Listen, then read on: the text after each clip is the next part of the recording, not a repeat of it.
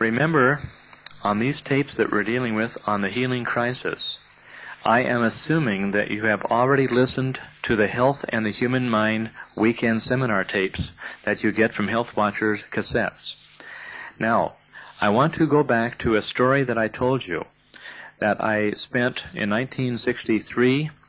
I spent quite a bit of time in, I guess it's 62. I spent a lot of time in fasting and prayer concerning one particular problem that I was having, and I needed to have an answer for it. So I spent 10 days in fasting and prayer with just a little herb tea and honey to sustain me. Now, at the end of the 10 days, as you remember from the story I've told you, I became very discouraged because I had had no answer. And so I determined late into the evening, or probably around 10 o'clock, that I was going to sit in that doggone chair and, until literally the feeling that I had was till the flesh rotted off my bones until I got an answer. And I was all souped up and said, I'm going to sit here forever until I get an answer because I can't go on without an answer to this particular problem. Well, that enthusiasm lasted about a half an hour, and I became very discouraged after half an hour. And so as I was approaching toward midnight, I figured, well, I'll just sit here and finish the whole thing out, so at least I put in the 10 days, which I had planned on doing. And I got down very down on the matter. So at the end of the 10 days, right as we were approaching midnight, I had this experience as I've related in Health and Human Mind seminar tapes. The ceiling seemed to just fold back and this like a conduit. That's all I can, just like there's a straight channel right straight up into the darkness. And all I heard was the most beautiful voice that explained to me in detail what was happening. And the word pattern was simply this: until man can experience on the mental level that which exists on the until man can experience on the mental level that which exists on the physical level, he will be bound to the physical. Now those are the exact words. Until man can experience on the mental level that which exists on the physical level, he will be bound to the physical. Now with that came the full understanding as to what this meant. This means that every thought pattern, which includes visual memory, olfactory memory, taste memory, hearing memory, touch memory, motion memory, and so on, all these are thought patterns. All the word patterns, and all of the emotional patterns that we've already gone through on the emotional scale, until these are able to be recreated or re-experienced on the conscious or mental level, then to the degree that we can't re-experience it, we're still resisting it and perpetuating it, binding us, therefore, to those things on the physical level in not only our body, which is the closest thing to us, but our extended body, which is the environment around us. So we need to realize that until we can experience on the mental or the conscious level every single feeling, every single thought, every single memory of word, of taste, of smell, of eyesight, and so on, visual memory, until we can experience all of these things, the motion, the touch, and so on a mental level, to that degree we are still resisting it, therefore perpetuating it, therefore binding us with these invisible chains, this invisible prison, which we bind ourselves with, which we imprison ourselves with, from which we cannot escape, until we can transmute all of these things with the unmistakably powerful universal force of love, which is the most powerful force in the universe. Now, the physical body is definitely an outer manifestation of the internal consciousness. And when we get in touch with the energy structures which control our body, when we get in touch with those, we can transmute those with love, and the body will return to its original perfection in which it was intended to become. The world, the environment around us, is again the external body. It's the outer manifestation again of our internal consciousness. And as we change our consciousness, the world around us will change. If we're working at a pancreatic level, now remember from the Health and Human Mind tapes, the intellectual level does only have general memory. This is the level where we believe that man's that man's social existence determines his consciousness, which is a communistic phrase. This is the idea that our environment controls our being, when the truth of the matter is the environment is the outer growth of our being. So as we go through a healing crisis, we go from the intellectual level up to specific memory, up to the creative level on the level of the pineal gland, when we have true enthusiasm, which is the God in you. At that time we know that we are responsible for our thought patterns, our word patterns, and our emotional patterns, which have brought every single thing that we experience into our lives. Now, my friends, all I can tell you is this: I positively know there is no mistaking this. There are thousands of other people who know this also because they have had these experiences.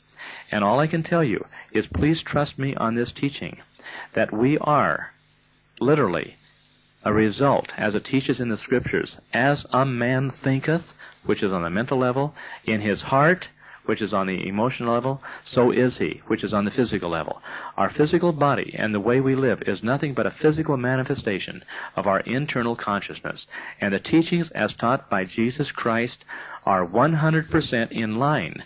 And until we are able to go directly in line with the unconditional love, unconditional forgiveness, and simply enduring all things with love in our heart and forgiveness even for our enemies, until we can learn to do that, the very thing that we resist in life will be perpetuating. So I wanted to bring that to your attention, because we will not be able to go through a healing crisis until we are able to release ourselves from the resistance, the lack of forgiveness, and the lack of love that we hold continually in our heart and our mind. How can I stress? We're not treating the body. What we're doing is we're aiming for a change of consciousness, and then we see a change in the body. We should never treat a person's physical condition. Underscore this, please. We should never treat a person's physical condition without first of all leading them through educating them to unconditional love and unconditional forgiveness, to where there is a change in their consciousness. And if they are not willing to undergo a change in consciousness, then the condition that they're being treated for will come in on them once again. And there's no way to avoid that, because unless there's a change of consciousness, there's no way of changing the external manifestation of that consciousness. A lot of stories I want to tell you about healing crisis. One of these is regarding scar tissue, which I was talking about at the Roadway Inn in a seminar several years ago in Nashville, Tennessee. A young black lady was sitting in the back of the room with her family, and she was listening very intently to what I was talking about lovingly and willingly enduring the pain. And I was teaching a principle of dealing with scars where you just simply pinch the scar and re-experience the pent-up pain that is locked into that scar tissue. Well, all of a sudden, I looked in the back of the room. This girl was just in a bundle of tears, had tears streaming down her face, and she was just sobbing uncontrollably. And she was pinching what she had showed me earlier, a large keloid scar on just under her chin and down along the line of what we call the mandible. And it's very large keloid scar tissue, which black people are prone to have when they have a scar on their body. Well, she was pinching away at that, and all of a sudden, she was no longer in the room with the seminar going on. She was a little girl about 3 years old falling down the marble steps of the courthouse. And she fell right down on her chin and cut that wide open with tremendous blood and fear and grief and whatnot. And she was re-experiencing every single bit of it while she was hanging on to her scar and pinching it. Now, I didn't tell her to do this. She was doing this entirely on her own. But what had happened is she re-experienced all of that trauma. And when I looked at that scar tissue later, she came up and gave me a great big hug and a kiss, and her whole family was around there, and she showed me her scar, and it was gone. The keloid was gone. There's a little tiny spot that you can still see along that mandible line where the scar had been, but she had complete memory. Now, there's probably a little bit of memory she hadn't completed yet, or that scar would have totally been gone. So I want to share that with you, that the suppressed thought patterns, word patterns, and emotional patterns come out by associated activity when we re-experience the pain and the suppressed trauma, which is nothing more than the scar tissue. That scar is nothing but locked in emotions and energies.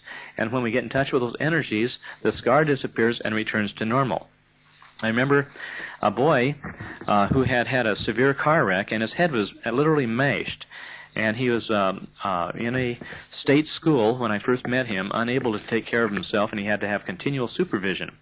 Now, here's a 19-year-old boy, and for a number of years was, shall we say, incompetent mentally, retarded. He had a huge scar over his right forehead, down across his eye, down into his upper cheek area. And we gave him we'd worked with him quite extensively with body electronics.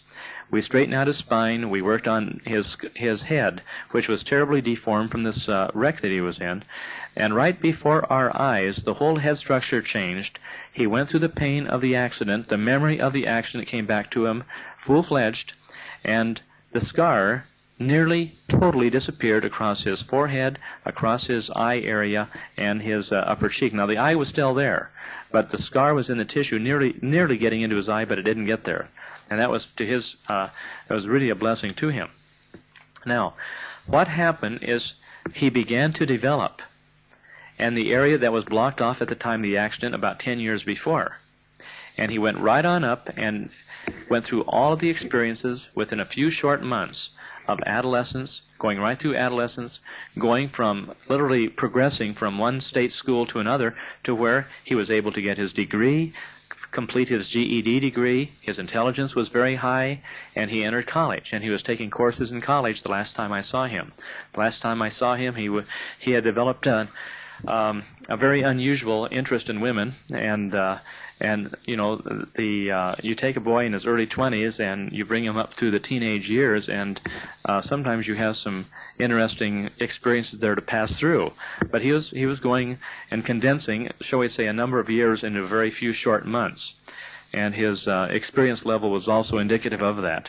But what I'm trying to point out is that as you change your consciousness and have the person re-experience the traumas involved, that scar tissue literally disappeared. I remember another lady in Salt Lake City who was very upset that she had a scar on her left arm, and it was just kind of welded up like a keloid. And when I took that just as a demonstration one time to show her husband how you could dissolve scar tissue, she broke into tears and cried and cried and cried and cried and cried. The reason she cried is because her pet rabbit bit her on the arm when she was feeding it.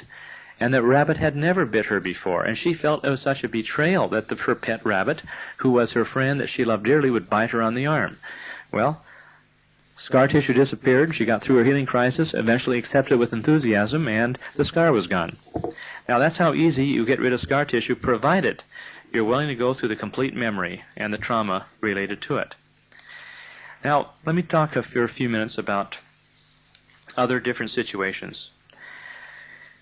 A man in Iowa got his hand caught in what they call some sort of farm equipment. I believe it was a corn picker, and it tore his hand completely off, laid the palm of his hand up and out, and he was all stitched up, and he had no feeling in his fingers; they're all numb. And we worked all along the scar tissue, getting the burning and throbbing out like you do with body electronics. And suddenly he had pain in the area and went through all the pain, went through the grief, went through the numbness before that, and numbness, and then the grief, and then the fear, and then the pain. And he went through all that until the throbbing was complete on the body electronics holding the points.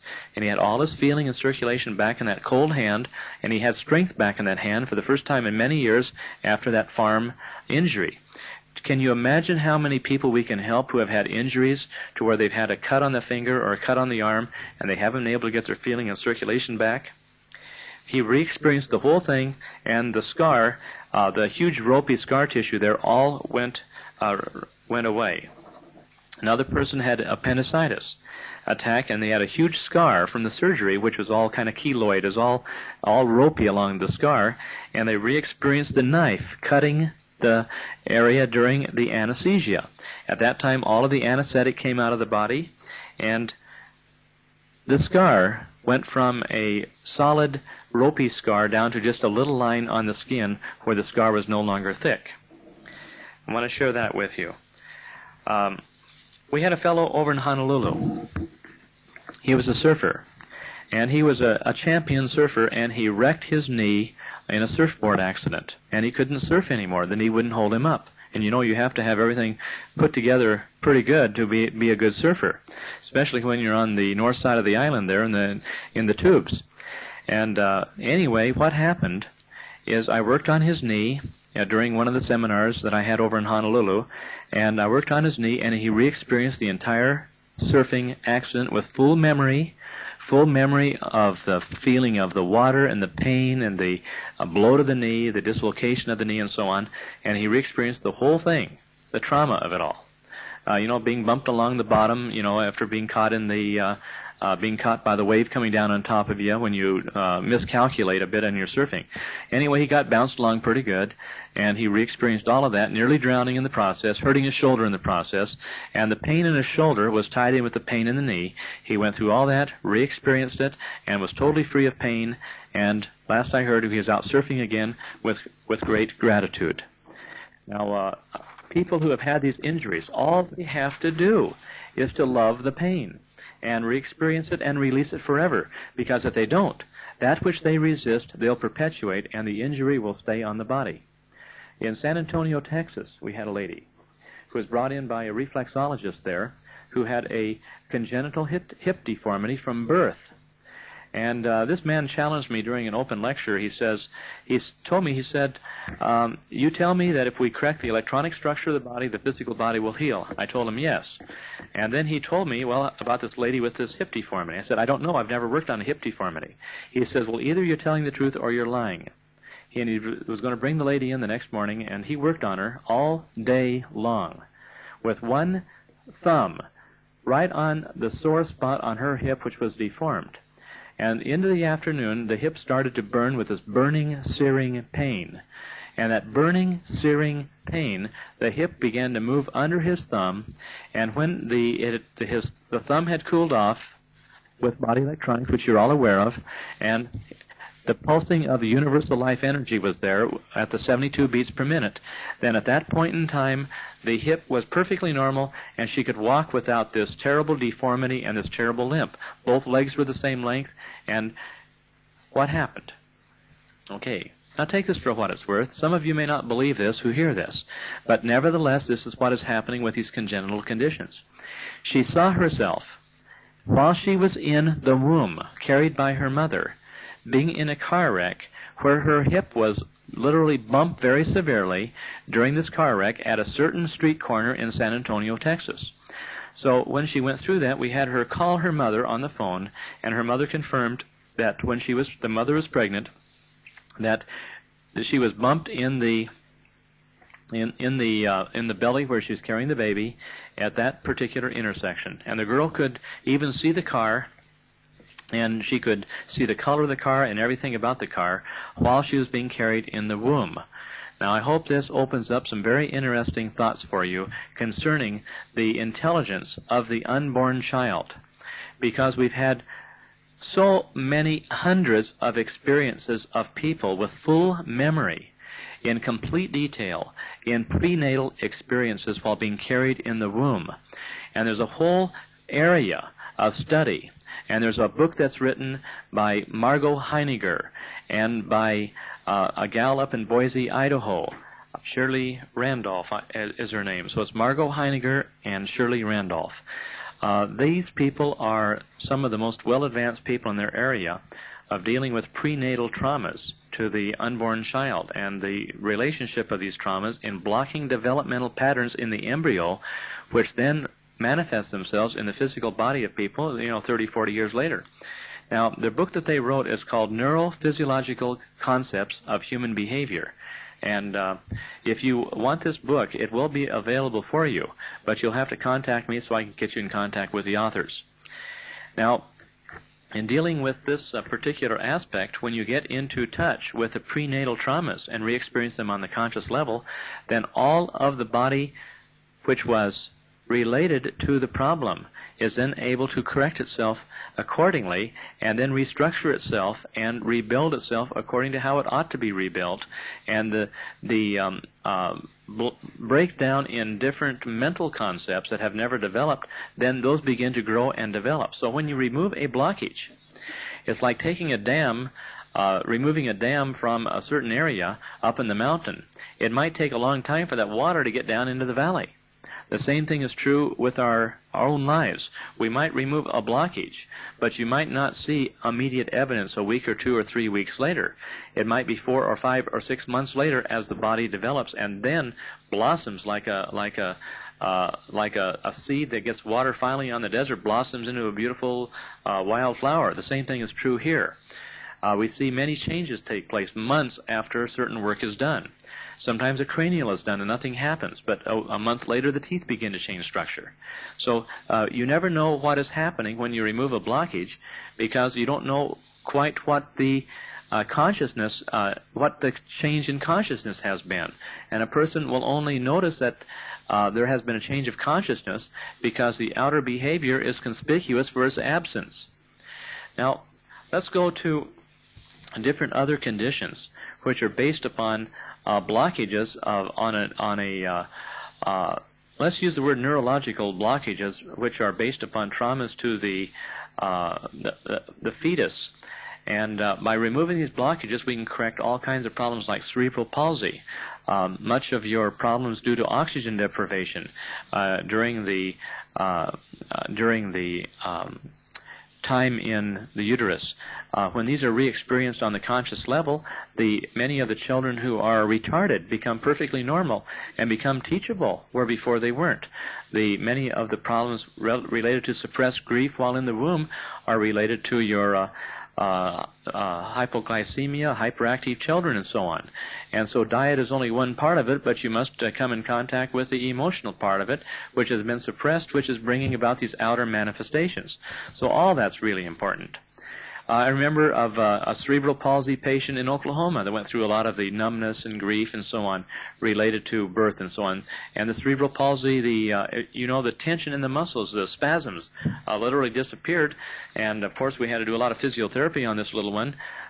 She was a little one in her 20s, but she was a small, undeveloped child. But we removed the blockages. Finally, she could stand up, take glasses down, talk to you normally, where before she couldn't talk, do things she's never been able to do in her life. Fully aware consciously. But we had to develop things and learn how to use things that she's never used before. A young fellow in Evanston, Illinois, same thing. He was never able to talk clearly. He was never able to move because he was in constant spasm. And after we worked on him for 4 or 5 hours on the STO points and other points, went through some traumas, he was able to communicate clearly. 2 children in Vacaville, California, both all in spasm. Just a few hours of working with them and all symptoms of cerebral palsy were gone. We can go on and on about cerebral palsy because this goes back to oftentimes into birth trauma or to trauma which developed in the womb that was an insult to the development of that child, resulting in problems which then manifest themselves after birth. I should tell you about a little fellow from Chicago. He's a minister now. But he cut his finger, and I remember bringing him up in front of the class, and I held this scar on his finger where the end of his finger was numb, so he couldn't play the piano. He went back through a knife fight where the knife had cut his finger and had nearly severed it. And when he re-experienced that, he re-experienced very, very deep emotions and traumas. And when that was released, his brown eye was turning greenish in some areas. And this was a man who was partially black in ancestry, who had a very brown eye, but his eye was changing. And he stayed on the program intermittently, and later on we're at the VFW hall there in somewhere in South Chicago area. And he came down and he told us the experiences that he was having and showed everybody how his eye color was changing from brown to green. And there were some other changes there where all of them, as he increased in enthusiasm, then the pineal evidently was secreting this material which helps to dissolve melanin, because not only were the brown discoloration in his eye disappearing, but his skin was many shades lighter in color. which is something which happens with all people with darker skin. The skin gets lighter as they go through healing crisis after healing crisis, getting rid of the suppressed emotions and bringing the body up to an unconditional loving, unconditional forgiveness, enthusiasm for every phase of life. I remember another situation with a little girl in Omaha, Nebraska, and her mother was such an angel. The mother worked with this little girl for 7 hours or so on point holding. And the little girl had these big, thick glasses, the thickness of a Coke bottle, and a Coke bottle bottom, and could hardly see. The little child went through several hours of grief, finally fell completely asleep while working on the pancreas reflex point, going through an awful lot of trauma. When this was all released, the little girl changed when she woke up from her deep sleep that she was in, which is usually quite indicative of a hyperactive child and pancreatic problems. She woke up from this deep, deep sleep of this unconscious state being re-experienced. And she could see, she said to her mother, she says, "Mother, I can see without my glasses." And she never had to put her glasses on after that time. Now, if you look at the iridology chart, we have a 180-degree reflex between the pancreas and the eyes. And we know that diabetics oftentimes have problems with their eyesight and their forehead temple area, with headaches and so on. And this is because of the reflex action that takes place there. And so one thing that I want to point out without going into detail on is in dealing with all types of symptomology and healing crisis, the 180-degree reflex is very, very real. If a person's liver or spleen are healing, oftentimes we'll have a hyperactivity in those areas and will trigger the running of the nose and the dumping out of tremendous amount of mucus out of the nose and sinus area. Oftentimes, if we have a person whose adrenal is healing, we'll have right 180 degrees opposite, we have the hallucinatory area of the inherent mental area. And a person will have tremendous dreams and all sorts of hallucinations and so on as the adrenal kidney area is healing.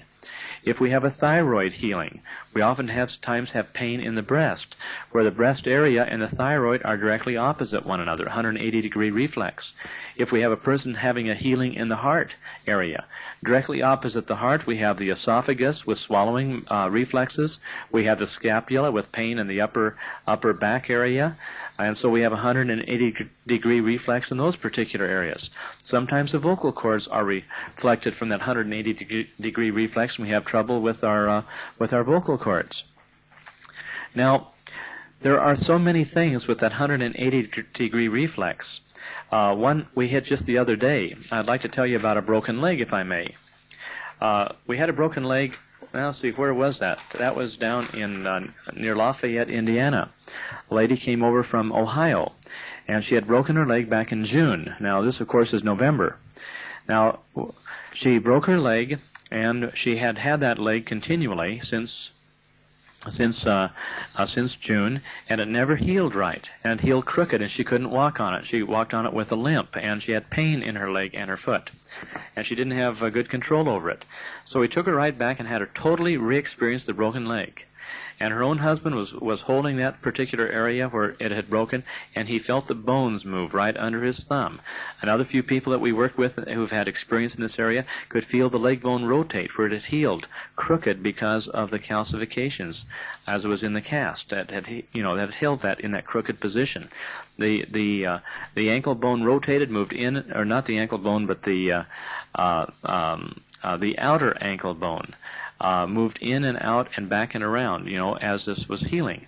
And that everyone could feel it moving, and she could feel the terrible, searing, burning pain as she was going through the release of the blockages which were keeping her leg from perfection. Finally, when she got up and moved around, she almost was walking very rapidly around the room with the only limp that she had was the fact of the disuse of the leg, and she needed to build up the muscle structures there, but she was free from pain. She had a little bit of muscle soreness because of the limping that she had gone through for several months, but her leg was perfectly well. But the thing is, she went through the shock, she went through shivering, she went through cold hands, she went through a tremendous trauma that she had totally forgotten about, where her heart was hurting her, and her all down the left arm was numb, and pains in her chest, and the "I can't breathe." She went through all of this, and at that time when she went through all of that, the area in the sclera of the eye where there's a red blotch disappeared. And it showed that the heart had healed where she had had a lot of stress on the heart. I'll just say stress. I won't say heart attack, but I'll say she had a lot of stress on the heart at the time she fell off the ladder and broke her leg. So I did want to share that with you, because these broken legs are or any broken bone is sometimes a little hard to deal with. I remember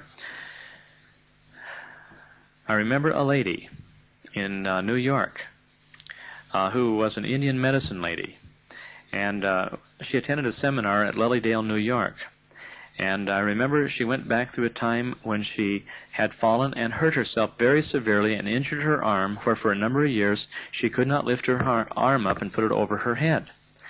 Now, when she went through that experience, went through all of the trauma, the near unconsciousness she passed through, and the pain involved in it that she had suppressed, her hair color, right in front of a class of about 50-some, 60-some people, slowly changed in color to where it was partially dark, maybe 35-45% dark. The rest of it was still gray. But her hair color turned right in front of everybody, and then she could put both arms up over her head with no pain when we were completed. Now, what held that arm in that state of inactivity was the inability to lovingly and willingly endure the pain at the time that happened. But by pressing on the point and eliciting the pain, we brought out the numbness. I should say we brought out the unconsciousness first, where she re-experienced the unconsciousness, then the numbness, then the grief, then the fear, and very rapidly up the scale up to where she could lovingly and willingly endure it with enthusiasm. And this gal was trained herself many years of doing just that, and it just took a few minutes, maybe 10 or 15 minutes, to bring her right up through that to where she regained the full use of her arm. Another fellow, this would be interesting to you. He took a chainsaw in Missouri and he was cutting wood, and he cut down through the upper part of his leg, above the knee, several inches, all the way down through the muscles and all the way down into the bone. And I think if you were to mutilate your leg with a chainsaw, I think you would realize that was a little traumatic to a person. Well, he had just listened to the Health and the Human Mind tapes. And people who were there had been through the instructor seminars, would work on him right then. They just happened to be there from Wisconsin down in Missouri. And so they worked on him all that day, and he went to bed that night with a patch over his leg. The next morning he woke up, and there was only a scar across there, and he could walk on it. They worked on that again all that day, and by that next day there was no scar there at all, and he was back to full normal activity. The whole body had reconstructed itself. And hey, that's the way it is. But you go back and re-experience the pain at all levels, re-experience the memory at all levels, the suppressed trauma at all levels, and do it lovingly and willingly with unconditional love and unconditional forgiveness, and the body will totally regenerate itself no matter what the trauma has been to the body. And if that body will restore muscle, and if the body will restore bone just like it was before the accident, I hope this jars your ability to speculate as to what could be done with this technique. Just think about it. I remember a fellow up in Manitowish Waters, Wisconsin, at a seminar, just holding a point. He went through tremendous trauma, and in front of about, I don't remember how many people, 40 or 50 people, his hair color literally changed from silver gray, actually silver color, to over, I would say, 60-70% dark. And right in front of everybody, it changed. And he went through a tremendous healing crisis. There are so many things that I could talk to you about. Let me talk to you about another healing crisis. Little girl, age 13. A chiropractor from St. Louis brought her up from Kentucky to a place in Maryville, Indiana, where I was at the time. At the age of 8, she had an operation. The doctor operating on her for a hearing problem where she had been deaf since birth missed and cut the trigeminal nerve on the left side of her face, rendering her unable to have any motor activity up to the age of 13. She couldn't move her facial muscles at all. And in turn, because of damage inflicted by the slipped scalpel, he had to remove a bone in her inner ear, rendering her totally deaf. So here she had the left side of her face was numb, unworkable, plus totally deaf, plus a bone removed surgically, according to medical records in her left ear. Well, they worked on her for a few hours before I met her. And evidently she was heavily on the program. But when I met her, when we worked on her in Mass again, the number of people working on her, she totally recalled the operation and her anger at the doctor. She forgave the doctor, forgave everybody with unconditional love and unconditional forgiveness, and suddenly her feeling came back in the left side of her face. The severed nerve evidently was repaired after 5 years. I hope you heard me. After 5 years, and she could move and had feeling in the left side of her face. And what was more important, she could hear, and could hear a telephone conversation through that left ear for the first time in her life. The hearing from birth was restored to her ear, and how could you do that without a bone evidently repairing itself? Just like after the chainsaw accident going down through the bone went back to normal. Just like the bone in the middle ear of this young girl, she could hear. You can't hear unless the bones are there. And so the bone was restored in that area. Just like we could on a short leg, the bone, just like the short leg of the girl in Vista, California, the leg reconstructed herself, and both legs were the same size. And that girl I told you about that had, that was screaming, because of lying in the gravel during the accident, with full memory returned, her legs straightened out. The bone structure restored itself after 10 years. And her facial structures changed. And she walked out without a lift on her shoe. Now, these are things that many people have seen and many people know are true. And these are things we have to really take a good look at. But the traumas are there. Now, I'd like to talk to you for a little while about spinal fusions and healing crisis. People who have had severe spinal fusions and operations on their back, when we go through the point holding on these areas, oftentimes they have complete memory recall of surgeries. They have the release of the anesthetics and so on right through their bodies, and all the hospital smells that are trapped into their bodies and their cells, the people around them can smell them. One lady we were working on recently in Columbia, Maryland. She had surgery on her neck, and after she had several surgeries and a spinal fusion in the cervical area. And when we were done, she had complete action of every vertebrae, both flexion and rotational, and we had a chiropractic physician there to test the movement between every vertebrae, where before they were fused. One of her vertebrae was congenitally fused, and that was all straightened out also. We had a young man in his 30s in Indiana who had a spinal fusion. And working with him, he went through all the traumas that he went through for many, many years of pain. And when we had him completed, here we have the X-ray on the left where it shows the spinal fusion in the steel mesh, and here's the X-ray on the right showing a perfect spine, perfectly straight, no spinal fusion, and the steel mesh in the 4th and 5th lumbar area was totally gone. Now, here we had a biological transmutation of the elements of the metal there, and that steel mesh in there was totally gone. Part of the healing crisis that we go through. Now we talk about steel being transmuted through biological transmutation during a healing crisis. We have an X-ray of a lady who attended a seminar up in Wisconsin, and she had a Harrington rod in the spine. And she went through the severe burning, searing pain, much like the man in Indiana went through. And she went through this burning, searing pain, and for quite a period of time. And here's an X-ray with the Harrington rod and the curvature of the spine. In the next X-ray, no Harrington rod. The spine is perfectly straight, but there are 3 little clips where the Harrington rod used to be in that second X-ray. The Harrington rod clips were still there, but the rod was gone. So there's something that hadn't been transmuted, but enough of it had been transmuted to where she had complete freedom of motion, which she hadn't had for years. That's exciting. I hope this speculates, or shall I say, I hope this triggers a bit of speculation to realize what can actually be done with this when properly applied. A young man in Peoria, Illinois, at a cranial class, went through some Kundalini experiences, or burning, searing pain, as we call it. And this burning, searing pain left him with a changed body and a change of consciousness, and the silver amalgam fillings in his molars, both upper and lower, were completely gone, and he had nothing but a perfect set of teeth. Now, this is fact, not fantasy.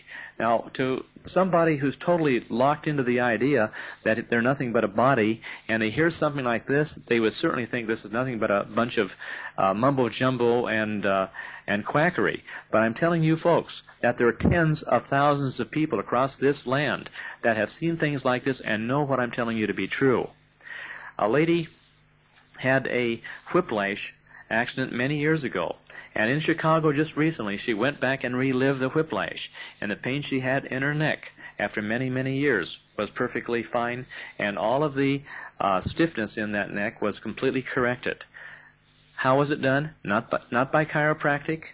How was it done? Not by manipulation. How was it done? Simply by lovingly and willingly enduring the pain and re-experiencing on the conscious level or the mental level that which existed on the physical level, and releasing it completely and totally through the power of love. Now that's important. Now, right across from me is the husband of a lady I'm going to talk to you about. And do I have your permission, sir, to bring this out? Okay. Several years ago, this lady came up to Waukegan, and we helped to, I showed her husband where to work on her back, and her back was straightened out to a degree where she could sleep on her back for the first time after many, many years. But in her iris of her eye, in the adrenal area, she had a big black blotch in the adrenal area. And we were never able to work with that, no matter how much nutritional preparation she had. We weren't able to get that black blotch removed from the iris of the eye. In the spinal area, she had a calcification in the lower thoracic area, which leads where the nerve structures lead to the adrenal gland. And after going through working with body electronics on the spine, she totally re-experienced the trauma of falling out of her, what they called a tram. It's like a baby buggy, falling over and falling on her back down the steps, with her back being injured in that fall. And at that point in time, that back was healed perfectly. The spine, the calcification down the spine disappeared. The vertebrae, which was calcified and held out of position, was healed. And then, from that time on, the nutritional program was able to get the nutrients to that area, which had been deprived proper circulation through lack of nerve supply, and then that big black blotch in the adrenal area, reflexed area to the iris of the eye, began to disappear, and certain conditions she had began to heal. Is that correct, sir? Thank you. I remember a time in Massachusetts several years ago. A young man from New York had heard about me by reputation from Chicago and drove several hours with his full family up into Massachusetts to help him with a broken arm. He was a senior. He was a senior in high school. His first game of the season in football, he broke his arm. That left him out for the season. I mean, what does that do to a senior? So he came over, and about a 4-hour drive from New York over to where I was in western Massachusetts, and he had a cast on. The arm was broken.